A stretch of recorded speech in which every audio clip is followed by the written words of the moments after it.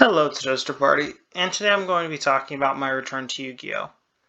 So, about, let's say, over 5 months ago at this point, I stopped playing Yu-Gi-Oh! I sold nearly my entire collection and basically disavowed playing the game.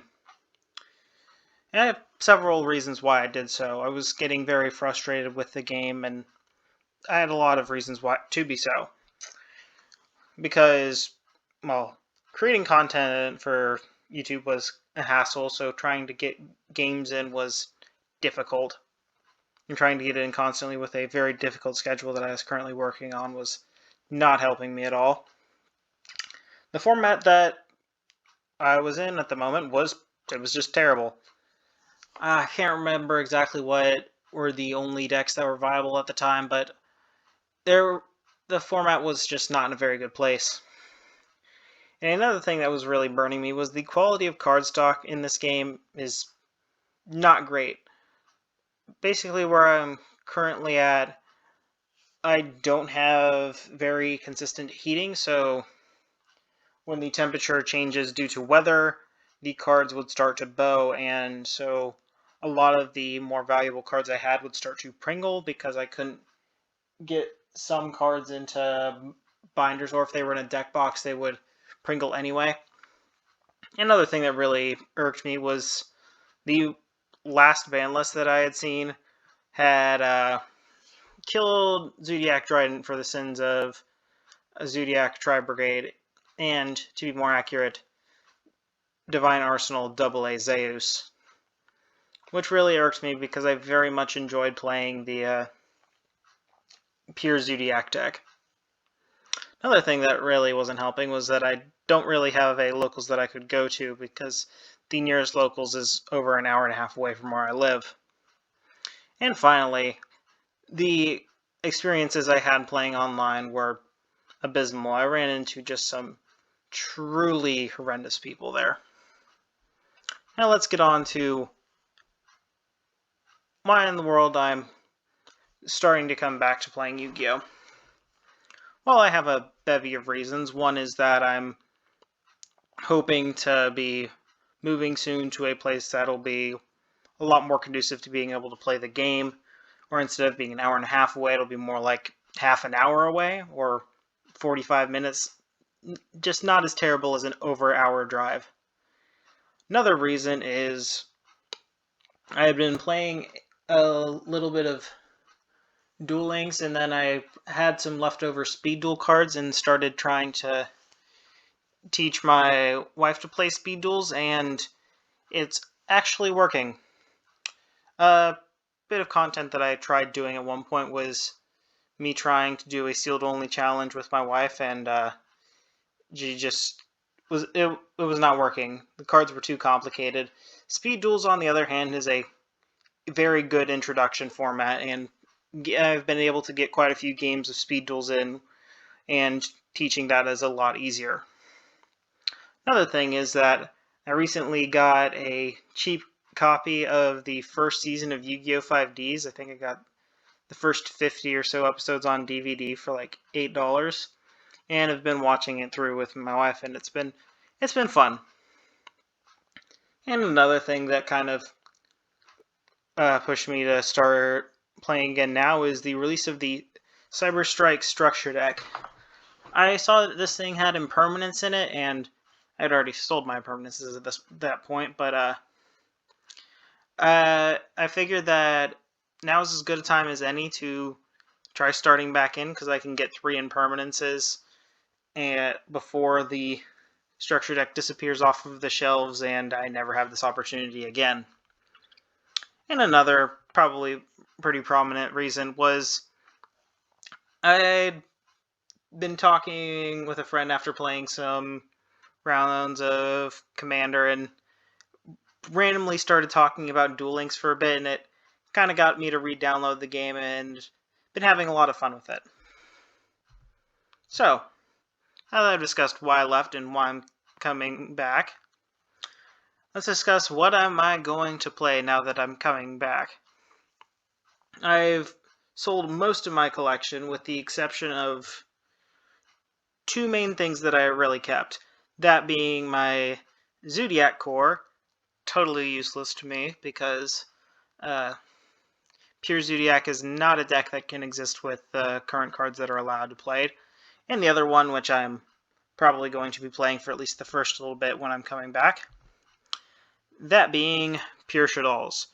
I pretty much had this entire list still with me because I just really love the budget list that I made for my budget builder series for this.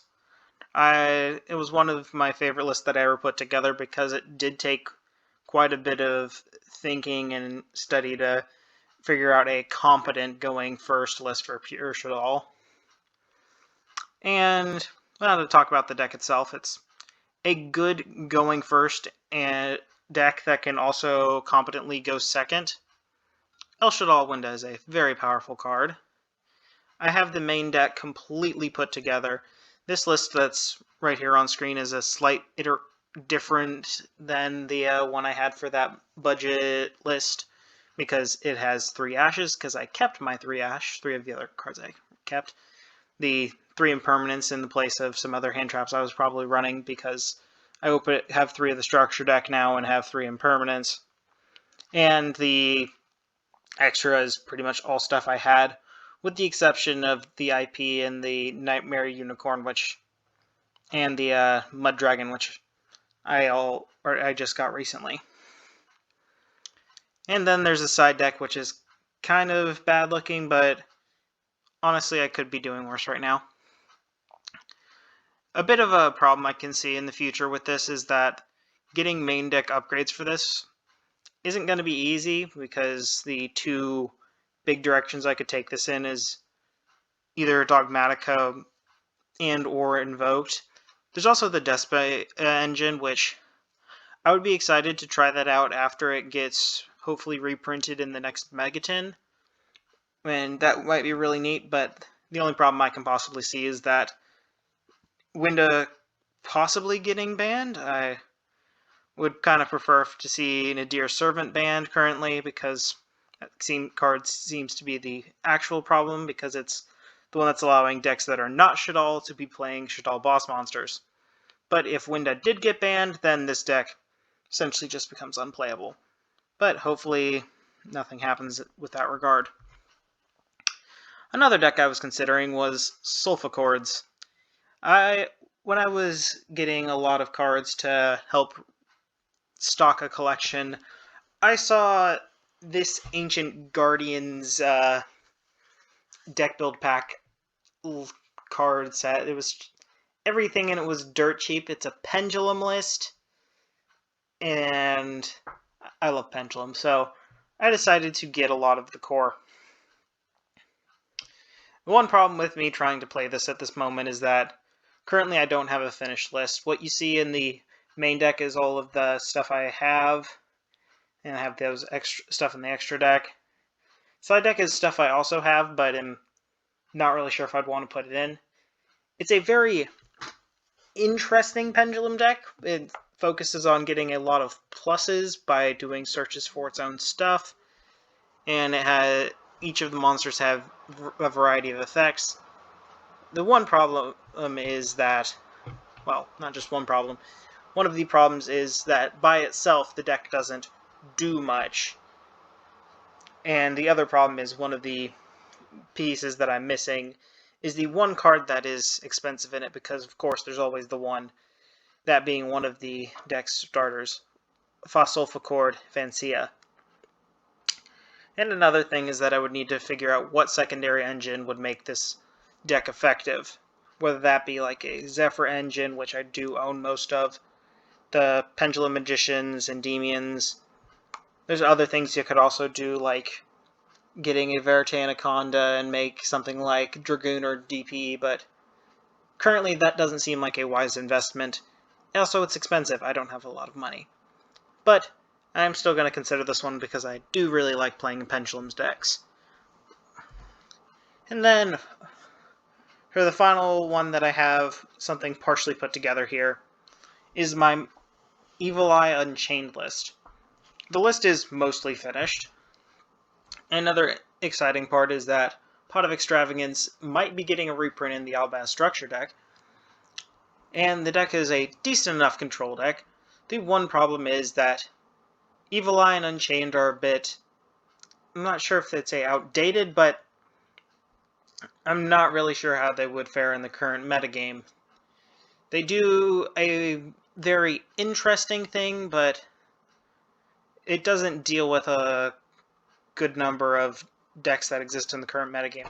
Because what's this going to really do if I don't open a hand trap against something like Floowandereeze or an untargetable Dragoon? It's just a question of I haven't tested this yet. And another deck that I've thought about but haven't really put any list together for is Cyberdark.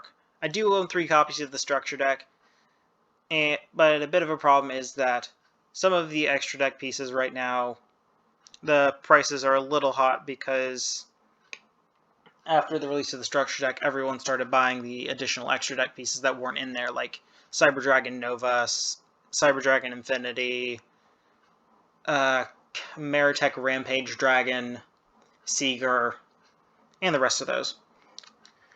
And also, currently, I'm not sure how I'd want to build it, but I'd be interested in trying things out. Well, I've talked about all of the decks I want to play. Now let's move on to a few games that I played after not paying attention to the meta for about 5 months. So starting off game 1, we have Pure Shaddoll versus Floowandereeze, a new archetype from Burst of Destiny. I have a little bit of knowledge on this archetype. I know it is essentially a normal summon reliant archetype because it normal summons, which then allows it to normal summon again, which then allows it to normal summon again, and then on till it ends on a board of M-Pen, which is a super strong floodgate monster. And if I had a negation for the normal summon, then I'd be sitting pretty good, but they're going first and I don't. Something that I learned really quickly is that this super polymerization needs a target. So the reason why the list I had on screen earlier had a copy of the Wind El Shaddoll monster is because of this particular matchup, because I do not have an out to M-Pen. And Super Poly being just a dead card in this kind of matchup is not very good.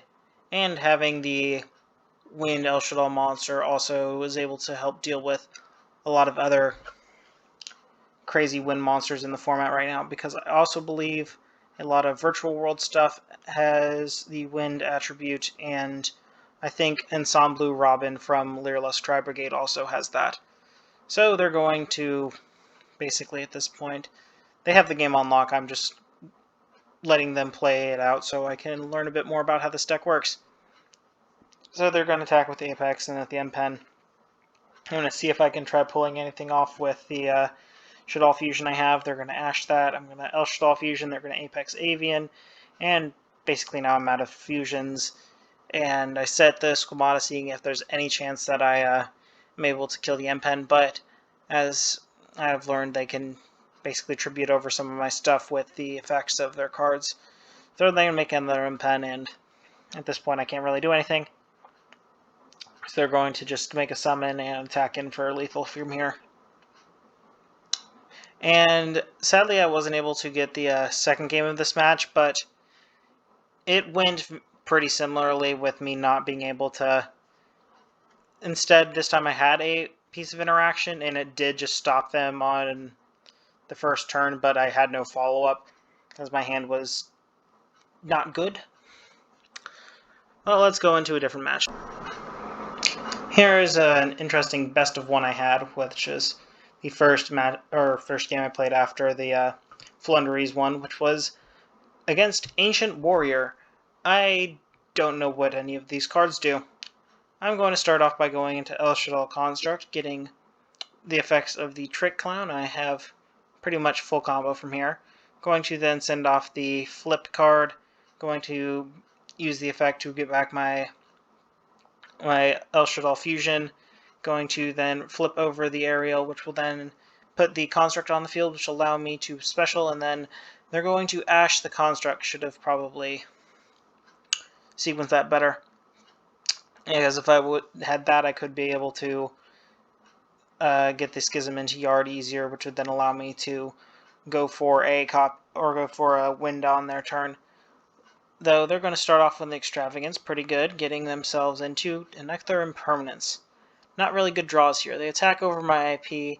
If I'd remember how IP had worked, I wouldn't have let them do that. I would have IP'd away the aerial, but nothing too bad happened. I get to trigger the Cross Sheep, getting myself another card to field, but I'm going to flip up the Hedgehog, and they're going to Imperm the Hedgehog.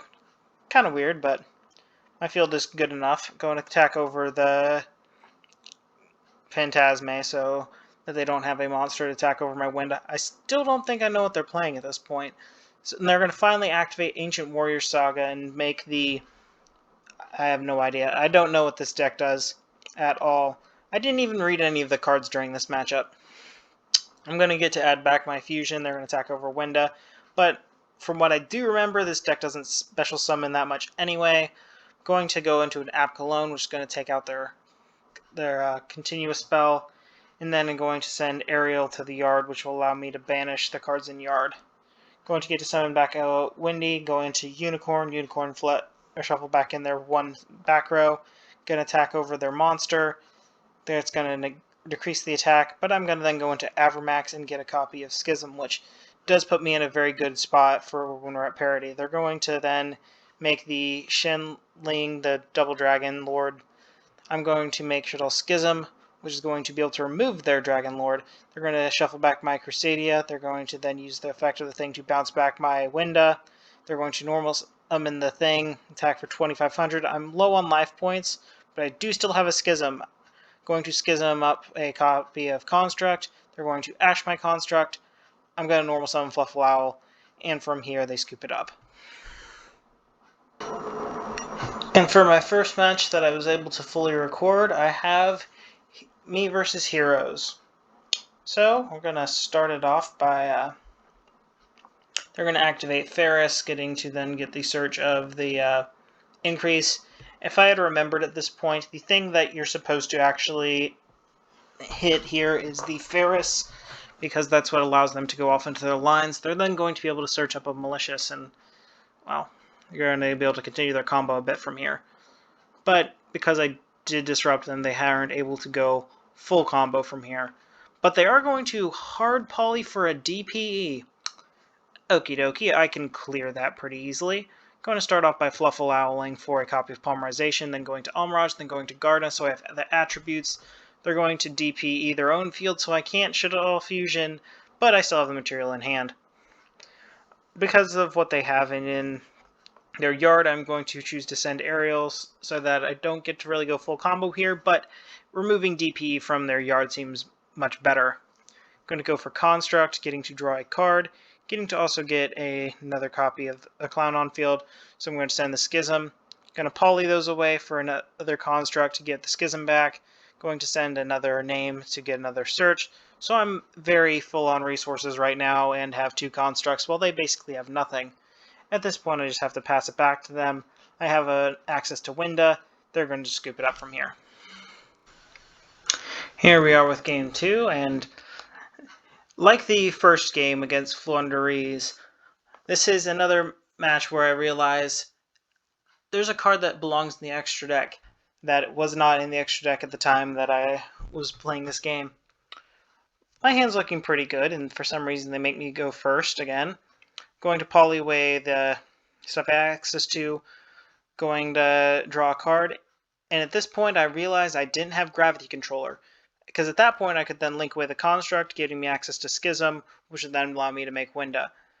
But they're going to make Dark Law, they're going to activate Ferris' effect on summon, but I remember what I'm supposed to do here. I'm going to Imperm the Ferris, and it's not going to be allowed to resolve, and they have no more resources. So from here, I just win because they can't out-construct, so they scoop it up.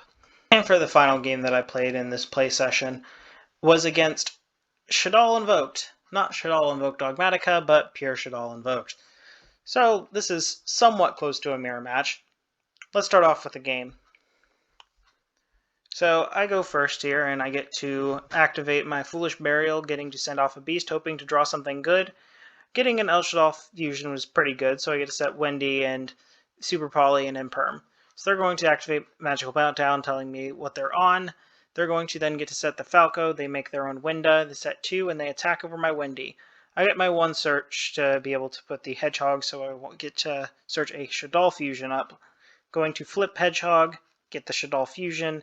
Because their Winda is from Extra Deck, I would be able to use it, but I just want to make my own Winda here. I'm going to save the Shadal fusion for later. Set Hedgehog, set another card. They're going to activate Alistair's effect. I'm going to imperm their Alistair. They're going to try impermating my Winda. I'm going to fuse away my Winda so their imperm doesn't resolve, so I still get to negate their Alistair. Going to get a bevy of searches here for the Windy and to return the Elshadal fusion to hand. They're going to remake a Winda, but it's going to go back to me. I'm going to normal summon the Wendy, attack over their face down. They're going to super poly away my Wendy and their Alistair to make the invoked. I don't remember what the thing's called. Going to go to main phase 2, Shadal Fusion for App Cologne. App Cologne negate the effect of the invoked card, and then use the aerial that I sent to banish their entire yard and use the dragon to remove the field spell. From here, they don't draw anything good, which is good for me. They're going to attempt to attack over the App Cologne, forgetting that it has text on it. It cannot be destroyed by battle. I'm going to set the Squamata, attack over the Falcon, because I do not want to kill their Winda just yet, because that would allow them to access Elshadal Fusion with a monster to actually fuse with. Going to Squamata, try popping the invoked monster. They're going to Effect Veiler it. Not going to bother me too much, because now they're off Shadal names, and I know it. As long as they don't draw a Shadal monster, I'm fine. They activate Magical Meltdown, gonna Ash that. They're then kind of stuck here, and I do have the second Squamata to flip up to pop the Shadal monster, or the invoked monster. Going to attack with App Clone, attack with Squamata, attack with other Squamata. I know that all they have in hand is a El Shadal Fusion, and all I have to do is make sure they can't do anything from here. They set a card, I'm going to shuffle that away just in case it's a flip effect monster with an relevant effect. Going to get to send the Wendy, get to set something to field, and they're just going to scoop it up from here. And for the final game, have a pretty decent hand here, and their hand's also not too shabby. But they let me go first, which is a bit of a mistake, because I get to just make Winda, set 1, and pass. Well, and I also get to set a beast. They're going to have Foolish Burial, a good starter card, send the Squamata, Squamata sending beast, beast draws them a card. They're going to normal summon the Alistair. I'm going to have to let that go through. Alistair is sadly an out to a Winda because they make Purgatrio from here. What I do get to do from here is make an App Cologne, which is going to be able to negate the effect of the Purgatrio, meaning that they only can really attack over the Winda from here. And luckily for me, they don't have any follow-up play. And also lucky for me, that Purgatrio is a monster summon from the extra deck, so I'm going to be able to use the Shadal Fusion after sending away the aerial that I drew to banish most of their yard. Going to get to make me a copy of Construct, getting to make an additional monster with the Performance Trick Clown and get an additional search. From here, all I have to do is then start the main combo line and do an additional send off the Mathematician. Nothing else I really want to send from here. Going to remove their field. They get to draw 2, but I feel pretty confident from here I can make a board that will be extremely tough for them to break. All I have to do here is then Shadal for a Shekanaga, use the effect to put another monster on field, doesn't really matter. They're going to Terraform for Magical Meltdown, they're going to Magical Meltdown. They're going to start by Shadal Fusioning. Now that I know they're about to get their first special summon, they're going to go into Construct. Construct's going to send something off, they're going to get a search. But they really have to attack my Winda here if they actually want to do anything. But if they attack the Construct, which they do for some reason, seeming to forget that that would just destroy itself. They get back the Shadal Fusion, but they've already used their special summon from this turn, and all I have to do is switch everything to attack and win the game from here. So they scoop it up. So after all those games, what I think? Well, what I do think is that Shadal is just as good as I remember it being. I mostly remember how the combos in the deck worked, although there were still a few plays I recognized that I could have done better. And I definitely should have looked at my extra deck a few times before starting those games. Another fun thing was EDO Pro had a better variety of decks that people were playing than Yugioh Pro. It wasn't Blue Eyes all the way down. Also, throughout all those games, no one used the chat function, and I was so thankful for that. One of the most obnoxious parts about Yugioh Pro is people using the chat function to just say the most toxic things possible just to try tilting whoever they're playing. And there's no rewards for winning these games, just people trying to be tilting. And another fun thing was the Flunder-Reese matchup. Despite the fact that I lost very fast, is that I learned quite a bit from it. Even though I realized that I had pretty much lost from the first turn, the game didn't take 15 minutes for each one before it reached the conclusion that I had lost. It's like they played their monsters out, I stalled for a little bit, and then I lost. And I was still having fun with it. And, which is something I could say for pretty much all the games I played, I was having fun. Very good thing to be having when trying to start the game again. But I'm hoping to keep this up as a sort of vlog on my progress back into the game of Yu-Gi-Oh! And to sort of follow on my journey if y'all would like. Well, if you enjoyed this video, hope you leave a like and subscribe. And I hope you all have an excellent day.